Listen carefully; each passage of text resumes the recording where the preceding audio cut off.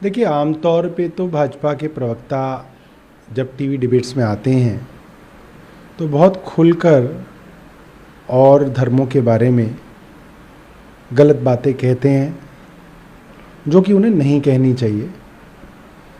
इस बार खाड़ी देशों में, गल्फ कंट्रीज़ के अंदर इनके इस बयान की बहुत ज़्यादा निंदा हुई, और इतनी निंदा हुई कि भारतीय जनता पार्टी की भी निंदा हुई, और वहाँ पर कई देशों के अंदर ये कहा गया कि हम भारतीय प्रोडक्ट्स का बायकॉट कर देंगे।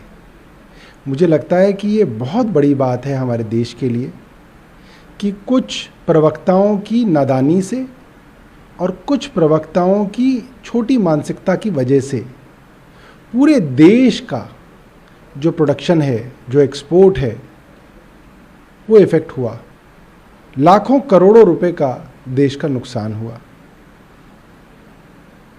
इन लोगों की प्राइमरी मेंबरशिप को सिर्फ सस्पेंड ही नहीं करना चाहिए था, इनको हमेशा के लिए पार्टी से निकाला जाना चाहिए था, और सभी पॉलिटिकल पार्टीज़ को निर्णय करना चाहिए था कि इस तरीके के तत्वों को कोई भी राजनीतिक दल अपने यहाँ पनाह ना दे, ताकि एक बड़ी मिसाल जो है वो पेश की जाए। मेरा डर ये है कि कुछ दिनों बाद इनको दोबारा से प्रवक्ता बनाकर भारतीय जनता पार्टी सम्मानित करेगी। आज का जो एक्शन है सिर्फ खाड़ी देशों से डर के सरकार ने लिया है।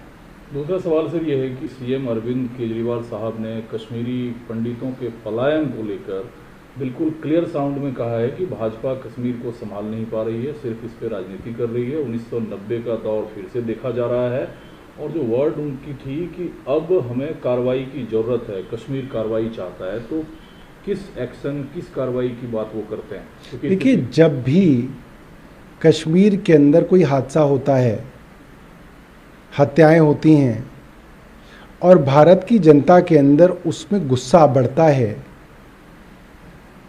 तो केंद्र सरकार की तरफ से दिल्ली में कोई मीटिंग की जाती है और कहा जाता है कि बहुत हाई लेवल मीटिंग की गई, और ये सब जो है इसको जो है मिट्टी डालने का काम किया जाता है। मुख्यमंत्री अरविंद केजरीवाल ने कहा कि हमें इसके अंदर एक्शन की ज़रूरत है, सरकार कोई कार्रवाई करे, कोई ठोस कार्रवाई करे। सरकार, अब वो कार्रवाई क्या होगी?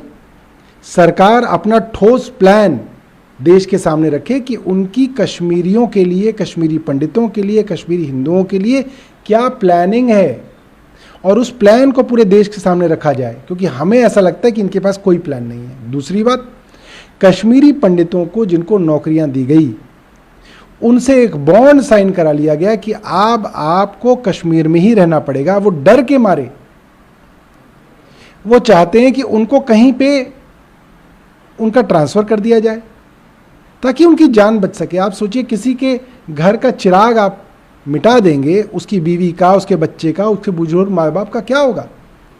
तो ये जो ब्लैकमेलिंग की जा रही है कश्मीरी पंडितों के साथ, जो उनको गिनी पिग बनाया जा रहा है, जो उन्हें बलि का बकरा बनाया जा रहा है, ये गलत है। आप उनसे बॉन्ड नहीं साइन करा सकते।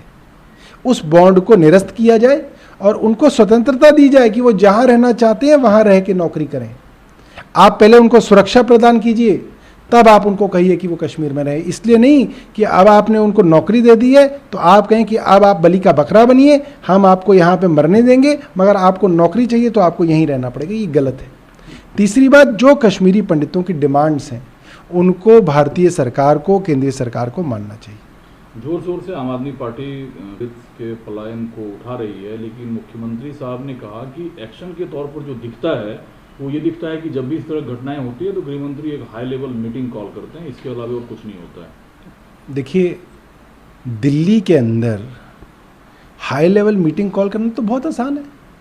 आपके 4 अफसर हैं, आप उनको बुला लीजिए और आप कह लीजिए भाई हमने बहुत चिंता जताई, हमने हाई लेवल मीटिंग की, और आपकी जिम्मेवारी पूरी हो गई। ये बहुत गलत है।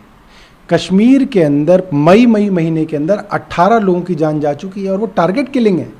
एक एक आदमी को चुनकर उसके दफ्तर में मारा जा रहा है। आप सोचिए क्या दहशत है वहाँ पे।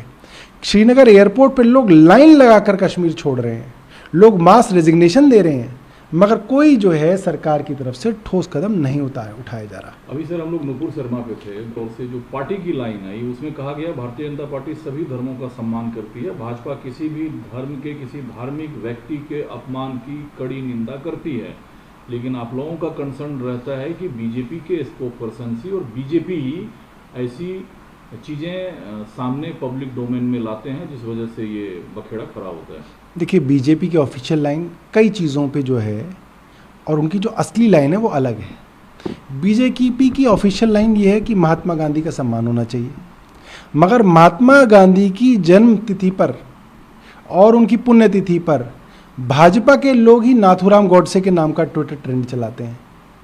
महात्मा गांधी को लेकर बात करी जाए या और धर्मों को लेकर बात की जाए, ऑफिशियल जो बात कहेगी बीजेपी वो कहेगी हम हर धर्म की बराबर जो है वो हम उसको जो है वो मानते हैं और हम उसका सम्मान करते हैं। मगर आप असली में देखें तो वे जो है अन्य धर्मों के खिलाफ नफरत फैलाते हैं। तो इनकी ऑफिशियल लाइन सिर्फ इसलिए है क्योंकि वो ऑफिशियल लाइन वो कह नहीं सकते, जो इनकी असली लाइन है उसको ये ऑफिशियली बता नहीं सकते। आज विश्व पर्यावरण दिवस है, इसी पर्यावरण जो प्योरिटी ऑफ सॉइल है, मिट्टी के गुणवत्ता भी आते हैं। प्रधानमंत्री ने कहा कि पहले जो मिट्टी स्वस्थ हो इसकी चिंता नहीं की जाती थी, लेकिन सरकार ने बड़े पैमाने पर अभियान चलाया और सॉइल कार्ड जो है वितरित किया। सरकार ने स्पेशल बजट भी बनाया है कि गंगा नदी के गलियारे के साथ प्राकृतिक खेती को बढ़ावा दिया जाए। क्या सरकार के स्तर पे ऐसा कुछ होते हुए आपको दिखता है जो प्रधानमंत्री कहते हैं? देखिए, मेरी जितनी जानकारी है कि जिस तरीके से पहली सरकारों में एनवायरनमेंट क्लियरेंस दी जाती थी, उस कानून को भाजपा की सरकार ने लचर बना दिया।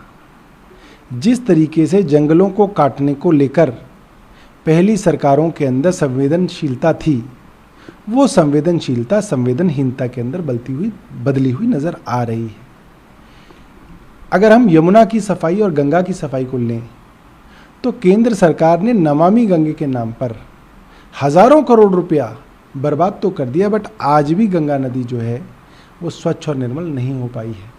आज भी यमुना के अंदर दिल्ली सरकार तो एसटीपी प्लांट्स बना रही है, दिल्ली सरकार तो बहुत कोशिश कर रही है कि उसकी सफाई करें, मगर जो यमुना हरियाणा से आती है उसके अंदर सोनीपत और पानीपत के अंदर सीधा इंडस्ट्रियल एफ्लुएंट वेस्ट बहाया जाता है, और वो जो सीरियसनेस देखी जानी चाहिए थी वो सीरियसनेस नहीं देखी जाती।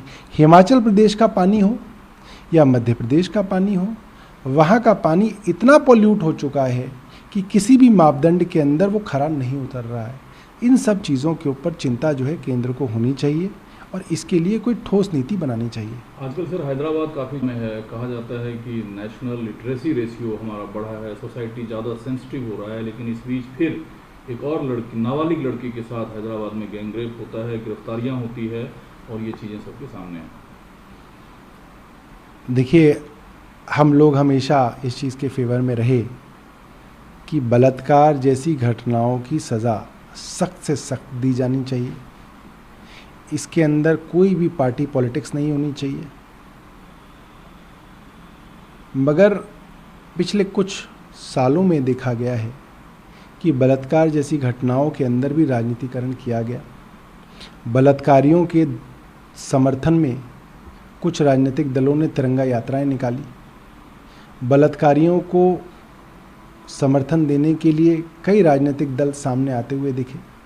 मेरा आज भी ये मानना है कि कम से कम बलात्कार जैसी घृणित घटनाओं के लिए राजनीति नहीं करनी चाहिए। बलात्कारी की सख्त से सख्त सज़ा हो, इसकी कोशिश सबको करनी चाहिए। सर, हेमंत बिस्वा शर्मा लगातार का सीधा आरोप है उन पर करप्शन को लेकर। उनका जो पलटवार है वो ये है कि आप